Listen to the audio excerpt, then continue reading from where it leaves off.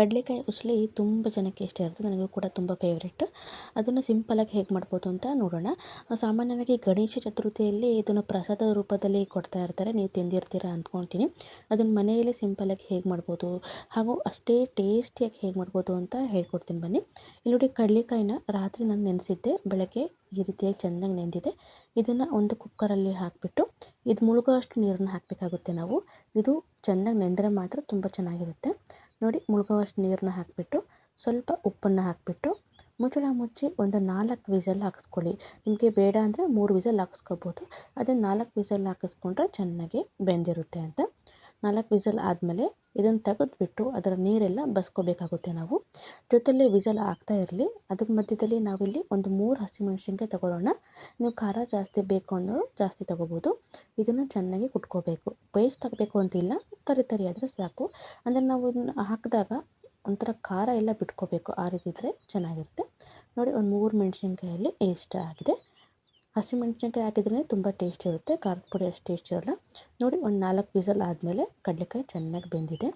ಈ ನೀರು ವೇಸ್ಟು, ಇದನ್ನು ನಾನು ಯೂಸ್ ಮಾಡ್ಕೊಳಲ್ಲ. ಯಾಕಂದರೆ ಕಡಲೆಕಾಯಿ ಉಸಲಿಗೆ ನೀರು ಹಾಕೋದಿಲ್ಲ. ನೋಡಿ, 4 ವಿಸಲ್ ಹಾಕಿದ್ರೆ ಈ ರೀತಿ ಪ್ರೆಸ್ ಮಾಡಿದ್ರೆ ಚೆನ್ನಾಗಿ ಪ್ರೆಸ್ ಆಗುತ್ತೆ ಮತ್ತು ತಿನ್ನೋಕ್ಕೂ ಕೂಡ ಮೆತ್ತಗೆ ತುಂಬ ಚೆನ್ನಾಗಿರುತ್ತೆ. ನೋಡಿ, ನೀರೆಲ್ಲ ತಕ್ಕೊಂಡಿದ್ದೀನಿ. ನಂತರ ಒಂದು ಪ್ಯಾನ್ಗೆ ಸ್ವಲ್ಪ ಎಣ್ಣೆ ಹಾಕ್ಕೊಳ್ಳಿ. ನಾನಿಲ್ಲಿ ಕೊಬ್ಬರಿ ಎಣ್ಣೆ ಹಾಕಿದ್ದೀನಿ. ನಿಮಗೆ ಬೇಕಾದರೆ ನೀವು ಅಡುಗೆ ಎಣ್ಣೆನ ಹಾಕ್ಕೋಬೋದು. ಎಣ್ಣೆ ಸ್ವಲ್ಪ ಬಿಸಿ ಆದಮೇಲೆ ಒಂದು ಅರ್ಧ ಸ್ಪೂನ್ ಇಲ್ಲಿ ಸಾಸಿವೆನ ಹಾಕ್ತಾಯಿದ್ದೀನಿ. ಸಾಸಿವೆ ಸ್ವಲ್ಪ ಚಟಪಟ ಆದಮೇಲೆ ಅರ್ಧ ಸ್ಪೂನ್ ಜೀರಿಗೆ, ನಂತರದಲ್ಲಿ ಸ್ವಲ್ಪ ಕರಿಬೇವಿನ ಸೊಪ್ಪನ್ನ ಹಾಕ್ತಾಯಿದ್ದೀನಿ. ಸ್ವಲ್ಪ ಚಟಪಟ ಅಂದಮೇಲೆ ನಾವಿಲ್ಲಿ ಪೇಸ್ಟ್ ಮಾಡಿದ್ವಲ್ಲ ಹಸಿಮೆಣ್ಸಿನ್ಕಾಯಿ, ಅದನ್ನು ಹಾಕ್ತಾಯಿದ್ದೀನಿ. ಜಾಸ್ತಿ ಖಾರ ಬೇಕು ಅನ್ನೋರು ಜಾಸ್ತಿ ಹಾಕ್ಕೊಳ್ಳಿ. ಇನ್ನು ಸ್ವಲ್ಪ ಫ್ರೈ ಮಾಡ್ಕೊಳ್ಳಿ. ನೋಡಿ, ಈ ರೀತಿ ಕಲರ್ ಚೇಂಜ್ ಆಗಬೇಕು. ಅಂದರೆ ಹಸಿಮೆಣ್ಸಿನ್ಕಾಯಿ ಕೂಡ ಘಮ್ ಅಂತ ಪರಿಮಳ ಬರಬೇಕು. ನಂತರದಲ್ಲಿ ಸ್ವಲ್ಪ ಅರಿಶಿನ ಪೌಡ್ರ್ ಹಾಕಿದ್ದೀನಿ. ಇಂಗು ಬೇಕಾದರೆ ಇಂಗು ಹಾಕ್ಕೊಳ್ಳಿ, ಚೆನ್ನಾಗಿರುತ್ತೆ. ನಾನು ಇಂಗು ಹಾಕ್ತಾಯಿಲ್ಲ.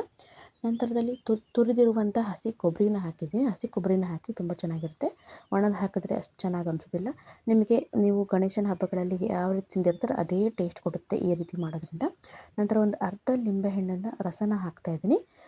ಒಂದು ಹಾಕಿದ್ರೂ ಪರವಾಗಿಲ್ಲ. ನಾನು ಸ್ವಲ್ಪನೇ ಕ್ವಾಂಟಿಟಿ ಮಾಡ್ತಿರೋದ್ರಿಂದ ಅರ್ಧ ಹಾಕಿದ್ದೀನಿ.